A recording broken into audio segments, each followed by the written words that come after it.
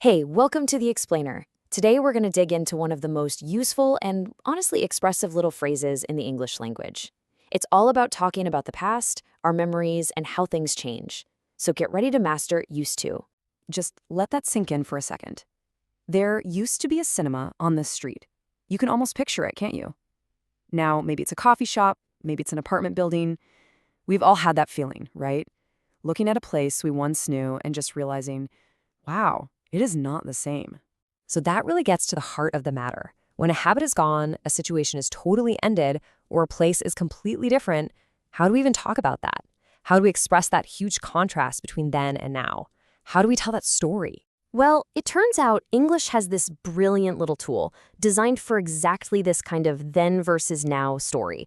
It's a small phrase, but it packs a serious punch when it comes to meaning.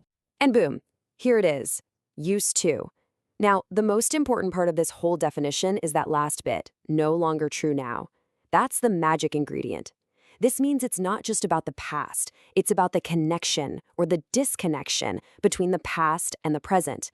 It's basically a bridge to a time that's over. And look how versatile it is. It can cover anything from a past state, like having long hair, to a past habit, like your grandmother baking a cake every single Sunday.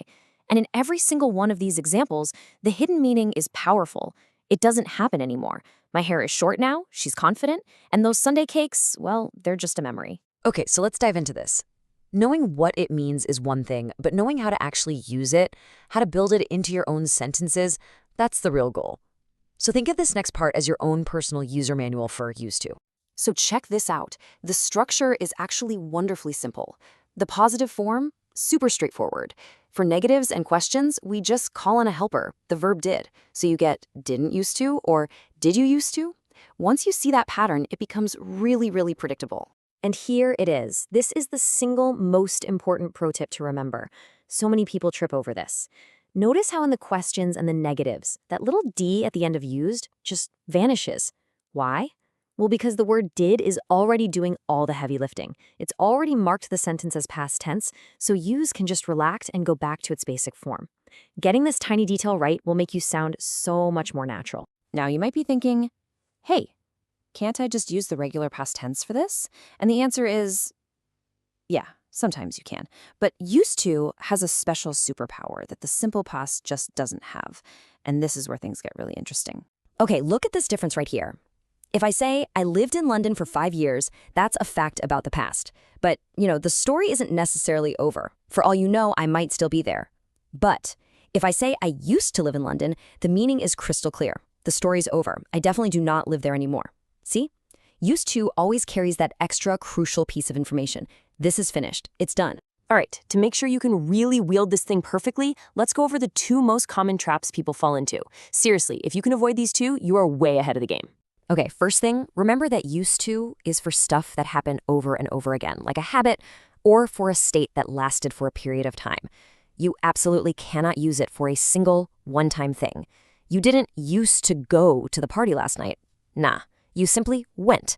That party happened once. Now, if you went to a party every single Friday for a year and then you stopped, then you could say, I used to go to parties every Friday. You see the difference? It's all about the pattern. And the second trap, oh man, this is a classic mix-up.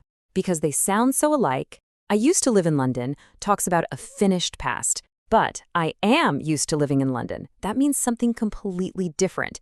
It means I'm accustomed to it right now. They sound similar, I get it. But one is about a past that's over, and the other is about a current feeling of being familiar with something. So what's the big takeaway here? When you boil it all down, used to isn't just some boring grammar rule you have to memorize. No way.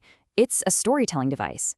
It's the perfect, most precise tool you have for looking back at the past and drawing a very clear line between the way things were and the way things are now. It's for nostalgia, it's for contrast, it's for telling your own personal history. So let's make this real. It's your turn. Just think for a second. Think about your childhood, your last job, a place you used to live. What's one thing you can say about it? What is one thing that you used to do or used to think or used to be that's different now? That answer, that's a story that only you can tell. Thanks for joining me.